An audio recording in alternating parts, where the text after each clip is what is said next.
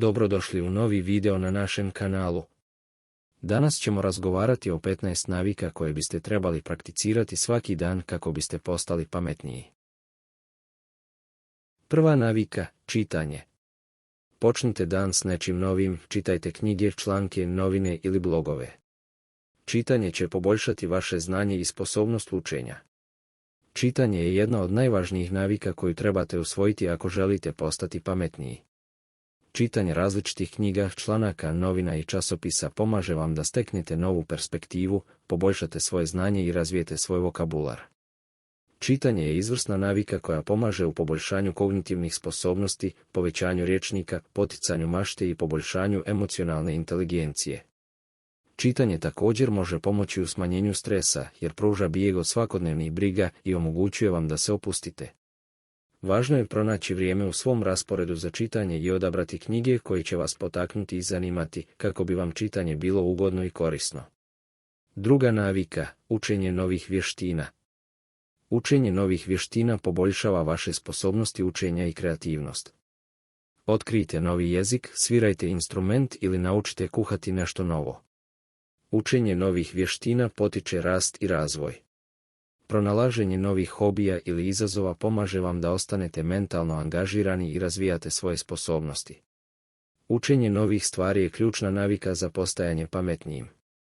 Naučiti nešto novo ne samo da proširuje vaše znanje, već poboljšava vaše kognitivne sposobnosti i potiče rast mozga. Također, učenje novih stvari može vam pomoći u razvoju novih vještina i hobija, a može biti i zabavno i ispunjavajuće iskustvo. Važno je pronaći interesantne i relevantne teme za učenje, kao i pronaći načine za primjenu novih znanja u svakodnevnom životu. Treća navika, razmišljanje. Razmislite o novim idejama i rješenjima za probleme s kojima se susrećete.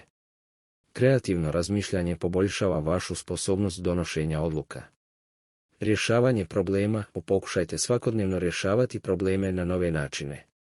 To poboljšava vaše sposobnosti kritičkog razmišljanja i rješavanja problema. Razmišljanje je jedna od najvažnijih navika za postajanje pametnijim. Kroz razmišljanje možete poboljšati svoju sposobnost kritičkog razmišljanja, razvijati nove ideje i rješavati probleme. Razmišljanje također pomaže u smanjenju stresa i razvoju samosvijesti. Važno je pronaći vrijeme za mirno i neometano razmišljanje, bilo to tijekom šetnje, meditacije ili drugih aktivnosti koje vam pomažu da se usredotočite na svoje misli. Također, pisanje dnevnika može biti sjajan način za izražavanje svojih misli i razmišljanja. Četvrta navika, vježbanje. Vježbanje poboljšava vaše kognitivne sposobnosti i smanjuje stres. Probudite se ranije i vježbajte na početku dana. Vježbanje je ključno za održavanje zdravog tijela i uma. Kada vježbate, oslobađate endorfine koji pomažu u poboljšanju raspoloženja i smanjenju stresa. Također, vježbanje poboljšava kognitivne sposobnosti i pamćenje. Redovito vježbanje ima brojne pozitivne učinke na zdravlje mozga. Vježbanje može povećati protok krvi u mozgu, poboljšati neuroplastičnost i smanjiti stres. Također može poboljšati kognitivne funkcije poput koncentracije, pamćenja i rješavanja problema. Preporučuje se da odrasli vježbaju najmanje 30 minuta, 5 puta tjedno s umjerenim intenzitetom. To može uključivati hodanje, trčanje, plivanje, biciklizam ili bilo koju drugu aktivnost koja povećava brzinu otkucaja srca i disanja. Peta navika, meditacija.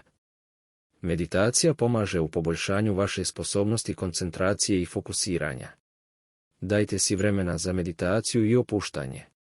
Meditacija je praksa koja pomaže u smanjenju stresa i tjeskobe te poboljšava mentalnu jasnoću.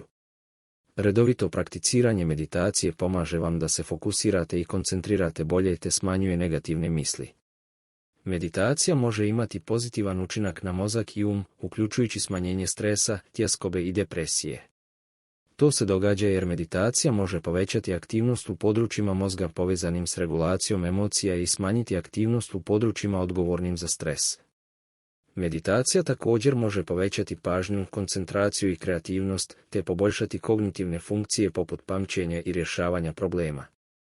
Postoji mnogo vrsta meditacije koje se mogu prakticirati, uključujući mindfulness meditaciju, transcendentalnu meditaciju, jogu i druge.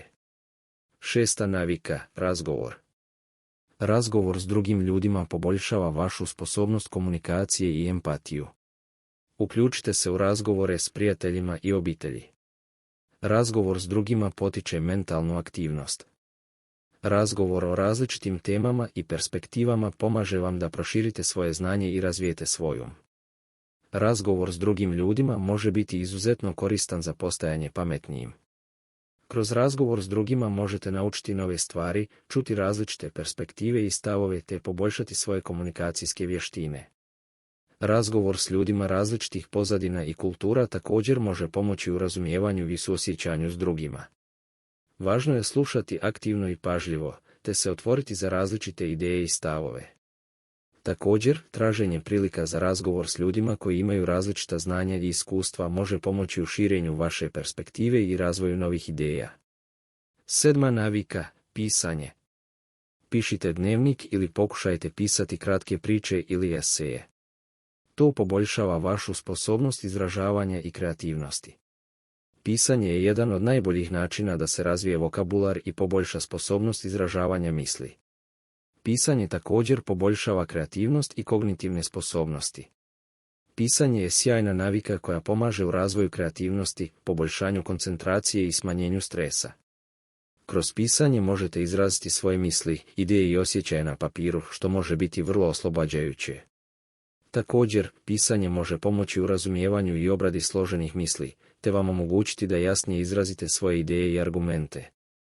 Važno je pronaći vrijeme za pisanje u svojem rasporedu, a neke od metoda koje možete isprobati su dnevnik pisanja, pisanje eseja ili kratkih priča ili pisanje pjesama. 8. navika, gledanje dokumentaraca. Gledanje dokumentaraca i edukativnih sadržaja poboljšava vaše znanje i sposobnost učenja.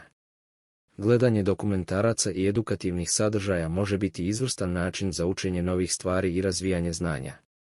Osim toga, takvi sadržaji mogu pomoći u razvijanju kritičkog razmišljanja, poboljšanju sposobnosti donošenja odluka te širenju perspektive na svijet. Dokumentarci o različitim kulturama, povijesti ili znanstvenim temama mogu vam pomoći u stjecanju novih znanja i razumijevanja svijeta oko sebe. Stoga, ako želite postati pametniji i proširiti svoje znanje, gledanje dokumentaraca i edukativnih sadržaja je odlična navika koju biste trebali uvrstiti u svoj svakodnevni život.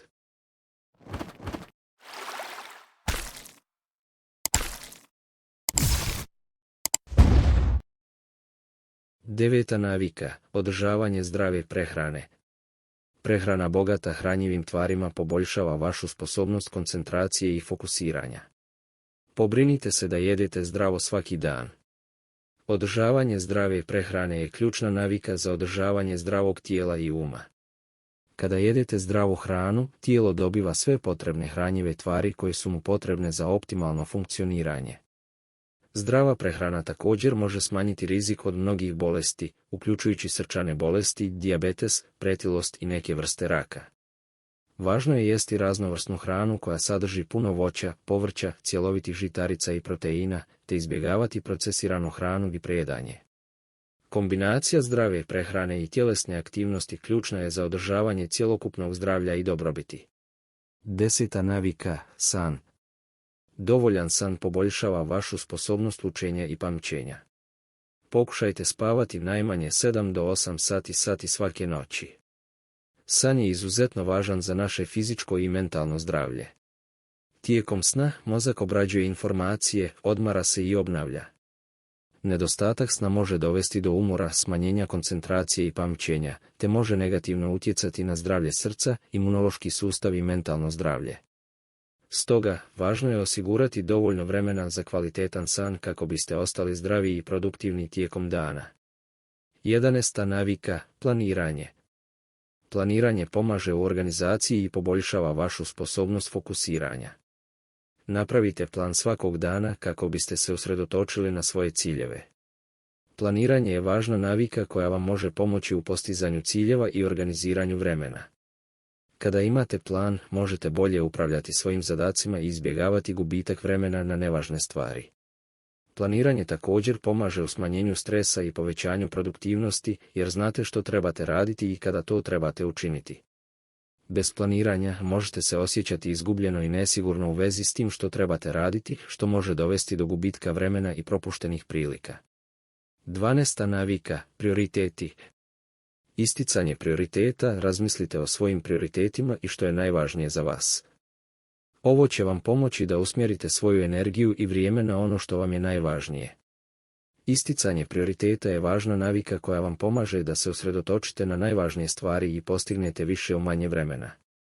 Kada se istaknu prioriteti, lakše je odlučiti koje zadatke treba obaviti prvo i kako najbolje iskoristiti vrijeme. Isticanje prioriteta pomaže vam da izbjegnete preopterećenost i smanjite stres, jer se usredotočujete samo na ono što je zaista važno. Ova navika može biti posebno korisna ako imate puno posla ili ste u stresnom razdoblju, jer vam pomaže u održavanju fokusa i motivacije. 13. navika, razmišljanje o prošlim iskustvima. Razmislite o svojim prošlim iskustvima, bilo dobrom ili lošem. Razmišljanje o njima poboljšava vašu sposobnost učenja i donošenja odluka. Razmišljanje o prošlim iskustvima je korisna navika koja vam pomaže u učenju iz prošlih grešaka i postizanju osobnog rasta. Kada razmišljate o prošlim iskustvima, možete identificirati što je dobro funkcioniralo i što nije, te primijeniti ove lekcije na buduće situacije. Ovo razmišljanje također može pomoći u smanjenju stresa i anksioznosti, jer vam omogućuje da bolje razumijete svoje misli i osjećaje. Važno je da budete otvoreni i iskreni prema sebi kada razmišljate o prošlim iskustvima i da budete spremni prihvatiti kritiku i učiti iz svojih pogrešaka. 14. navika, rješavanje križaljki. Rješavanje križaljki i mozgalica poboljšava vaše kognitivne sposobnosti, sposobnost rješavanja problema i kreativnost. Rješavanje križaljki i mozgalica je sjajan način za poboljšanje kognitivnih sposobnosti i poticanje mozga. Križaljke i mozgalice pomažu u razvoju kreativnosti, logike, rješavanja problema i poboljšanju memorije. Osim toga, rješavanje križaljki i mozgalica može pomoći u smanjenju stresa jer zahtijeva fokusiranje na rješavanje zadataka i potpunu koncentraciju. Ova navika također može biti zabavna i relaksirajuća, te vam omogućiti da se opustite i odmaknete od svakodnevnog stresa. 15. navika, hidratacija. Hidratacija je važna za zdravlje tijela i mozga. Kada pijete dovoljno vode, pobol. Hidratacija je izuzetno važna za zdravlje mozga i opće zdravlje tijela. Kada nismo dovoljno hidrirani, naše tijelo može postati dehidrirano, što može utjecati na sposobnost našeg mozga da funkcionira na najbolji mogući način. Nedostatak hidracije može uzrokovati umor, konfuziju i lošiju koncentraciju. Stoga je važno piti dovoljno vode tijekom dana, posebno ako se bavite intenzivnim fizičkim ili mentalnim aktivnostima. Preporučuje se da odrasli dnevno popiju najmanje 8 čaša vode, a više ako su izloženi povećanom stresu, vrućini ili vježbaju. Ovi 15 navika će vam pomoći da postanete pametniji.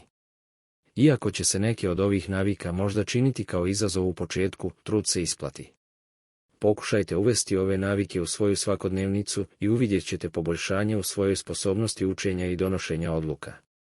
Hvala vam na gledanju i vidimo se u sljedećem videu.